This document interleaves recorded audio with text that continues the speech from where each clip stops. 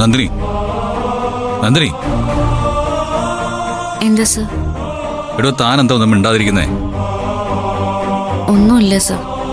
എടോ, mood off ആണെങ്കിൽ നമുക്ക് എങ്ങോട്ടും യാത്ര പോവാം, അല്ലെങ്കിൽ ഒരു സിനിമ ഉണ്ടാക്കാം. എന്താ? ഞാനൊന്നിനുമില്ല സർ, എനിക്ക് വയ്യ. ഉദയ് സാറിന്റെ കാര്യം ആലോചിക്കുമ്പോഴാണ്. അതെ, ഉദയൻ സാറിന്റെ കാര്യം ആലോചിക്കാൻ ചുറ്റും വേണ്ടപ്പെട്ടവർ ഒരുപാട് പേരുണ്ട്. അതെ, താനേ അതിനെക്കുറിച്ച് കൂടുതൽ ചിന്തിക്കൊന്നും വേണ്ട. എന്തെങ്കിലും സംഭവിച്ചാ എല്ലാരും കൂടി എന്നെയല്ലേ കുറ്റം പറയാ? കേട്ടില്ലേ ഞാൻ കരുതിക്കൂട്ടി കൊല്ലാൻ ശ്രമിച്ചു എന്ന് പറഞ്ഞത്? ആണോ? അത് ചുമ്മാ പറഞ്ഞല്ലോ, സത്യമല്ലേ? എന്താ? അങ്കിളിനെ കൊല്ലാൻ താൻ ശ്രമിച്ചു എന്ന് പറയുന്നത് സത്യമല്ലേ എന്ന്? സാറിങ്ങനെ കണ്ണിച്ചോരല്ലാതെ സംസാരിക്കരുത്. അവരെന്നെ കുറ്റപ്പെടുത്തിയ എനിക്ക് മനസ്സിലാവും. സാറിന് എന്നെ സംശയമുണ്ടോ? എനിക്ക് സംശയമൊന്നുമില്ല, പക്ഷേ സംഗതി സത്യമല്ലേ? ഞാനെന്തിനാ അങ്ങേരെ കൊല്ലുന്നേ? അസൂയ ഈ വീട്ടിലെ എല്ലാവരോടും ഉണ്ട്. അവരമ്മയുടെ ബന്ധുക്കളായതുകൊണ്ട് അവരോടും. ഓ, അത് ശരി. അപ്പൊ സാറും എന്നെ അങ്ങനെയാണല്ലേ മനസ്സിലാക്കിയിരിക്കുന്നത്?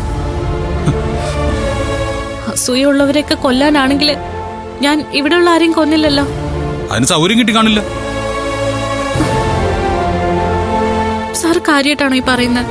കാര്യമായിട്ട് തന്നെയാ.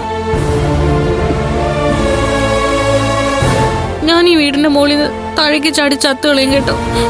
ആ, ചത്തോ? അതിനിപ്പോ എന്ത് വേണം?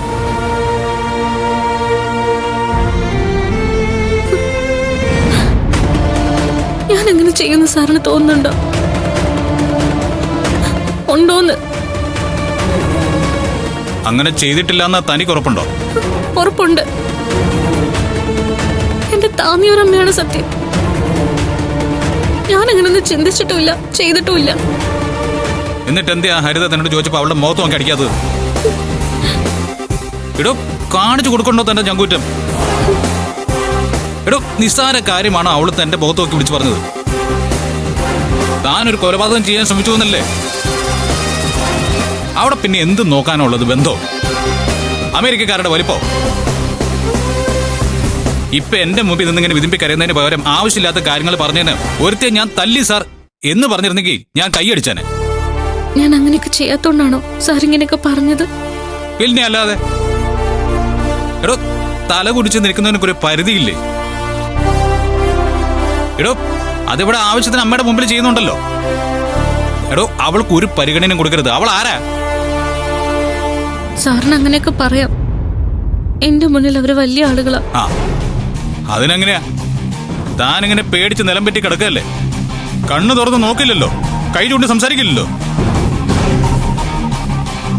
എടോ, ഇതൊക്കെ ഞാൻ പറയുന്നത് എന്തിനാണെന്ന് അറിയൂ?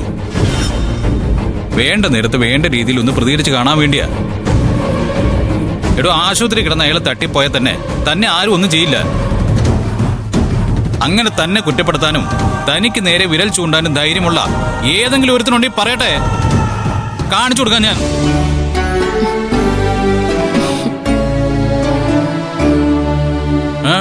എന്തിനാ ചിരിക്കുന്നേ?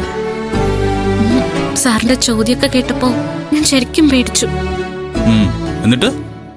അല്ല, സാറിന് എന്നോട് ദേഷ്യമാണെങ്കിൽ എന്നെ ഇവിടെ നിന്ന് ഇറക്കി വിടില്ലേ?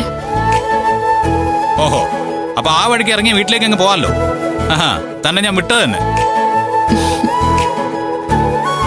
എനിക്ക് തന്നെ വലിയ ഇഷ്ടമാണ്. അവരുടെ മുഖത്ത് നോക്കി ഒരു 4 എണ്ണം പറഞ്ഞിരുന്നെങ്കിൽ കുറച്ചുകൂടെ അങ്ങ് ഇഷ്ടമായെന്നെ. വേണമെങ്കിൽ ചെയ്തോ. ഇഷ്ടമാണെന്ന് പറയുന്ന കേൾക്കാൻ രസം. ഇഷ്ടം കൂടുതലാണെന്ന് പറഞ്ഞാ ഞാൻ ചിലപ്പോ എന്തെങ്കിലും ചെയ്തു പോകും കേട്ടോ.